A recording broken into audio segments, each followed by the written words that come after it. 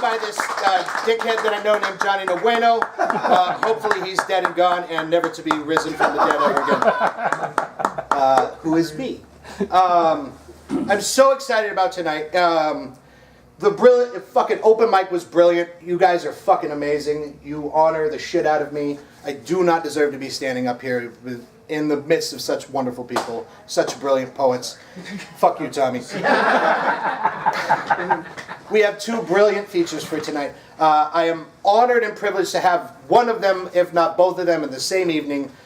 First up is our king from the north, the boss hog of Vancouver, Washington, the poet laureate, the guy we've been actually working for the last year trying to fucking meet each other at some point. And so I was like, you know what, why don't you just come here and read? Which was a task in itself to get him out from reigning over the north, the cold north. The winter's coming. So it is my honor and my privilege to have Vancouver's Poet Laureate's own. Holy shit, I just Chris Luna.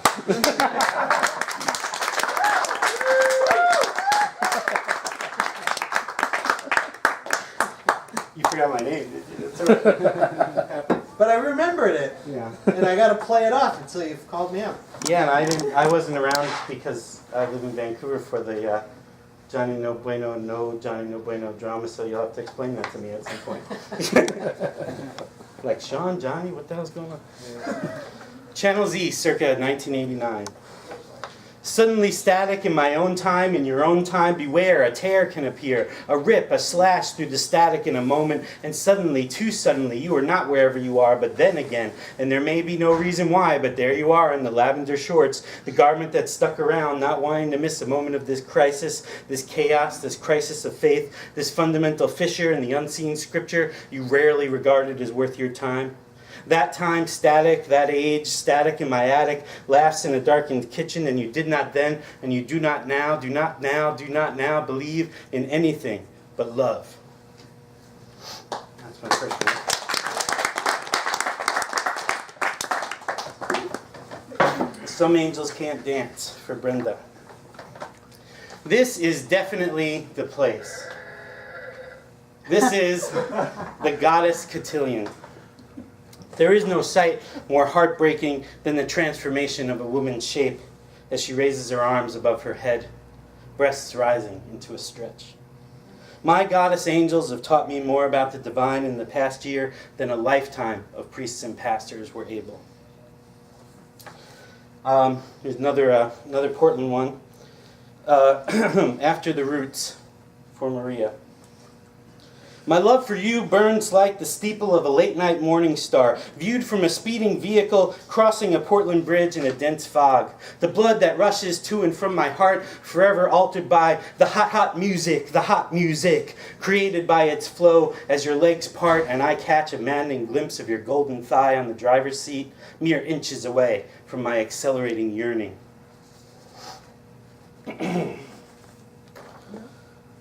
Confession of my hopeless infatuation with the confounding Hellraiser in knee-high stockings. The first time I saw Tierney's pussy, I was completely astounded, unaware that such perfection existed. Staring hopelessly at the part of her barely legal labia, I beheld beauty pure enough to make me believe in God. Memory of first near blowjob experience.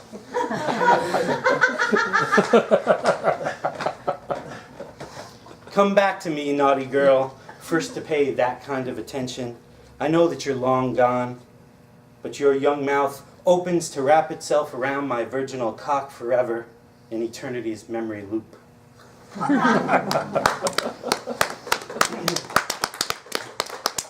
I like to do these collage poems where I borrow lines from friends, from things that I've heard, things on TV, things like that. I was checking this one to see if there's anybody in the room who I quote. No, but you might recognize a few of these names. Kristen Berger is in here somewhere. Joseph Campbell. The RZA. A couple of members of my family. Your heart is as big as the world. I am a soldier, a medic, performing an autopsy on your broken soul. Waist deep in an autoclave, all sorts of past demise. I ejaculate, red, white, and blue. It's not sanity, even if you high, this shit don't sound sane. Where are the helpful hordes? Have they got some sort of social anxiety disorder? I remember how transforming it was to feel that I was loved. How does one disable speech? Jim Morrison read Rimbaud, Nietzsche's Birth of Tragedy, and Joseph Campbell's Hero of a Thousand Faces. I want to know what the fuck moved him to do those things. I don't want to be rich. Starving artist, that's legit. And now for some real gore. Dying to oneself, the vocabulary of the mystics, a geography of the spirits for me. Our sweet, blind, bottomless hope. Took too long to get here. Still glad I made the journey.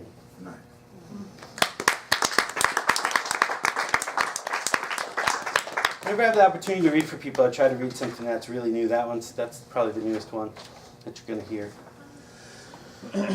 And this one's kind of a manifesto.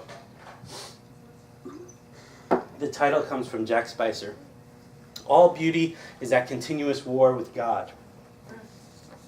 You've got it all wrong. Whatever it is cannot be labeled, cornered, captured, or caged. Its power comes from the mystery. Beauty, the direct result of its ineffability. Not knowing is the secret. Not needing to know is the key. Realize that the answer is unattainable and ought to remain that way.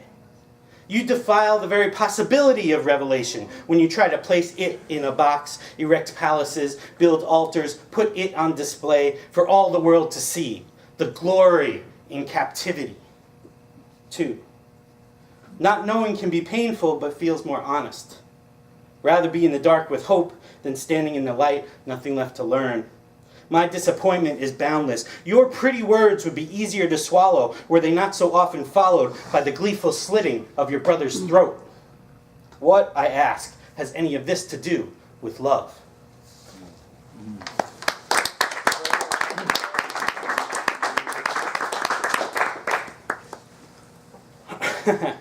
So this is a poem from my friend Dennis McBride, who I think is one of the best writers over here. Yeah. And the title of this one comes from something the character Dr. Jeffrey Squires said in a great film called The Whackness. If you haven't seen it, you should check it out. Dr. Squires in that film says, "Never trust anybody who doesn't smoke pot or listen to Bob Dylan." I do neither. I like you anyway. When I was a toddler, I sat on Freud's lap. My connection with him is from the bottom up. He was always good for a story. I look at the flower and I want to fuck it. This is sanctuary.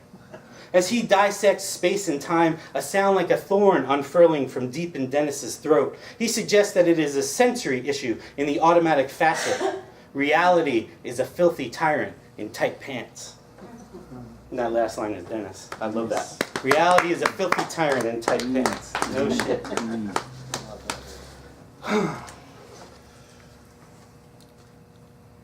You ever have something that's sort of like percolating for years, you're not even really sure if it's really a good idea for a poem, and then it finally just kind of comes spilling out? That's what this one is like. And I'm so glad that it finally came spilling out. Pee memories. When I was 3, we lived in Glen Oaks, Queens. A neighbor complained because I had peed outside while playing with Lori. Mom wasn't angry, but her admonition made it difficult for me to pee outside for some time afterward. We used to aim at the cigarette butts floating in the toilet to see whether we could change their trajectory. My brother once peed in between my legs as I sat on the bowl. The grown-ups did not approve of this innovation. Furious upon discovering that I had left some pee on the seat in the bathroom at my grandparents' summer house by the shore, my grandmother grabbed my little arm and snarled, "If you do that again, I'm going to break your arm." Lori was the first girl I'd ever known who could pee standing up and facing the bowl like we did. I don't remember how it was that I was allowed to watch her. But my astonishment remains with me to this day.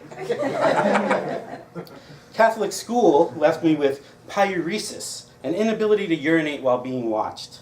Not only did our teachers react to our need to relieve ourselves as if bodily functions were a mortal sin, the doors had been removed from all the stalls, allowing the other boys to stand in front of the toilet and humiliate you as you tried to do your thing.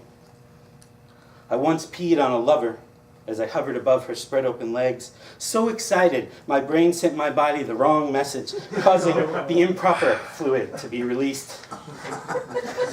Fortunately, she was manic and possibly psychotic. Didn't seem to mind too much, and we both knew that I hadn't done anything to her belly and thigh that she hadn't already done to my psyche.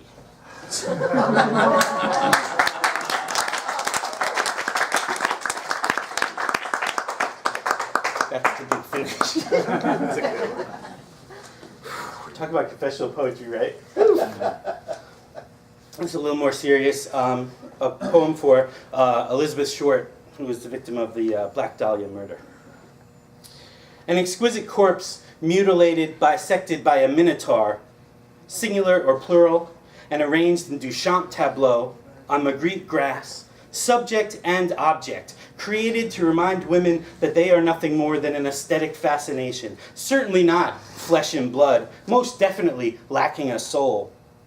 Casual bisection, collaborative mutilation, complete objectification, a young, vibrant woman sliced into pieces to be disassembled and reassembled, rendering her a ready-made collection of geometric shapes with a gash, instead of a lotus flower opened in enlightenment's bloom.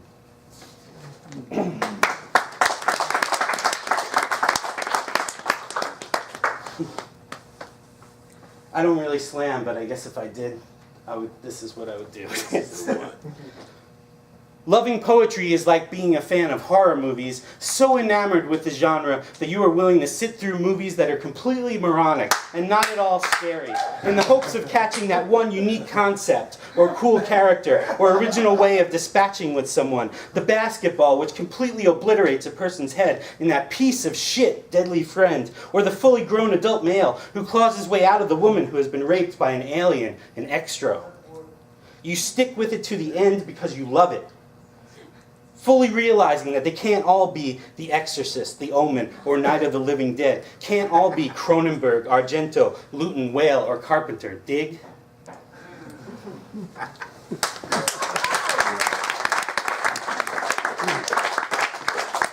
Speak the truth!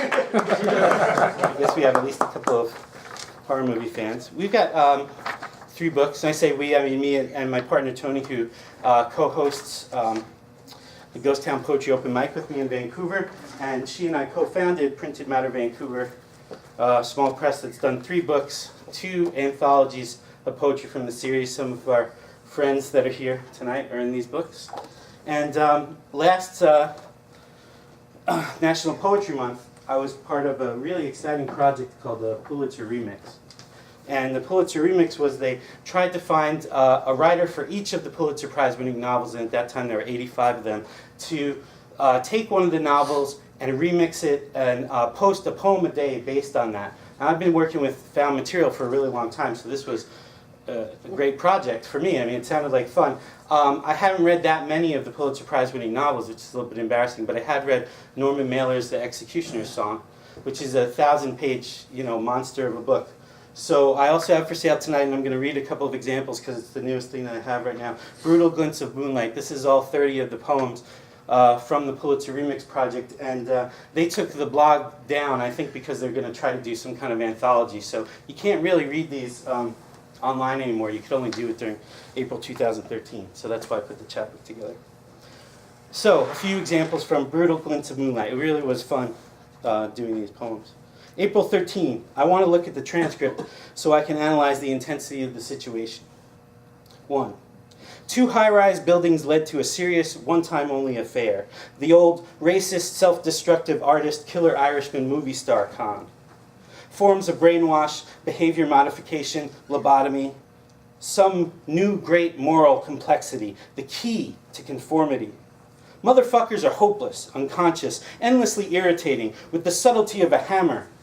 Formidably suspicious of the mystery, hate the thoughts of such a trip, a total contempt for life, his life, your life, anyone's life. Ask your liver, your spleen, your cock, your left nut. Confident, self-determined, dangerous, righteous, try being a little more courteous, recognition of human decency, a coherent philosophy, a pretty heavy responsibility, a small, pliable absolute. 2. It had never before occurred to him to ask her out. Might have trouble. Questioned the readiness of the other, spiritually or mentally. Their date was nothing exhibitionistic. Managed to show he had quite the sense of humor. Told her about Brazil. Described it as being very sexy. She had once been told she looked like a Botticelli, yet she hardly knew Botticelli's work. He loved to play with her. She experienced joy as he swallowed, hammered, and drilled, oohed and awed, a hummingbird crying sound, fucked more. He gave her what she needed, left her mind free. In love, she had to smile. Fools walk through time and eternity, kissing. April 22. Someday, somehow, you'll be repaid for being so good. 1. The atmosphere was awesome enough. Shoddy motives established. Benevolent, incompetent administration merely the basis of rancor. Couldn't call it admiration. Hardly what you could call a bond. Look at that imbecile conducting an oral argument. Loner, saddened by this unhappiness, besieged by pressure to weaken the cause. Hoped to be worthy of confrontation, obliged to handle his material. Could not keep himself composed, knowing that if one died, the soul ceased to function. Crowded, steaming, incandescent room wants in on the act. The state of this intermission is truly disgusting. Almost certain they didn't know they were going to die until it was done. One hell of a soap opera. 2. Thanks.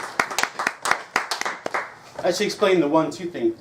It's a 1,000-page book, so I decided to do 17 pages from either end and work my way into the middle. And I miscalculated a little bit, so I had some extra lines at the end. And I just did sort of a big finish for April 30th. That was a lot longer than the rest. But most of the poems during the month had 2 parts because this way I was working from the middle, from the back to the middle. So 2. The ghosts have descended, demon ghosts. Slippery motherfuckers tumble through the cobbled streets of my ancient mind. Foul demon motherfuckers with dirty, furry bodies whispering vile things in the night. Dirty, inhuman beasts, jackals, plague-ridden, foul, ungodly, creeping, crawling, red-eyed, bat-eared, soulless beasts. Filthy devils kept asking me to be interviewed, asked the stupidest questions, offended a true man's idea of himself. How warm and nice it felt, my life being drained from my body. I don't believe in nothing I just can't see. This pain paralyzes me. I have a crazy heart. I want to donate my eyes. Dream of a dark, red-haired sort of green-eyed elfin fox who could swallow all of his cock and who laughed and cried with him and who taught him how to fuck girls instead of his hand in pictures in Playboy. Psychic powers, bringer of the silver sword, a little paranoid, must also be beautiful inside. Enter my heart and soul, my mind. Take me into your soft, warm, wet love, into your beautiful mouth, into your heart, your soul, your very essence, so we may be as one, something beyond all imagination, like we're supposed to be. So one of the challenges with this was it's really a dark and violent book, and I mean to me that doesn't make it a bad book. It's a good book. It's about a serial killer, right? But it's also about his love for his girlfriend and the power dynamics between those 2 people. And I guess I wanted the poems to reflect the darkness, but I also wanted to see if I could coax a little light out of the darkness too. I guess you could tell me later if I did that. April 24, Carrion Love Story. The first part's called Tuesday Morning, November 23. Life can turn into poison so fast. Not blind to any of those things. Virtuous men know when the moment comes. On the side of the gods, in a funny place, philosophically speaking. This man loved to stare into your head, looked awfully bleak, near apoplexy, beyond control. Obviously suffering the after effects of a belief in mankind. He was full of adrenaline, got playful with naked pictures of your wife. So tempted he could feel his nostrils tingling, came out on the other side intact, stone in love. Could perform miracles. It took a couple of seconds. Still very much in the unmade stage. Query gave him an agreeable tingle. Officially severed, assured me he represents psychic reward of a few obsessions. Mutual understanding, one more way to increase. The flesh is weak, suggestive motion yearn, hooves flashing in the air, fucking firm, beaming, vague, haunting, from reason to rage, demanding, under it all. Loved you so hard and wet and long last night, and I held you to me tight, tight, tight, and you felt good. The ardors of experience put me in the hole. You got a blue ribbon prize-winning ass. A fair description of some absolute dazzler. You're an elf, and I'm stone in love with you. Grow with me. I care all. I care everything. After a while, he was too starred, a potent force in that field of forces, a ghost-ridden collapse, a bridge from impulse to possibility.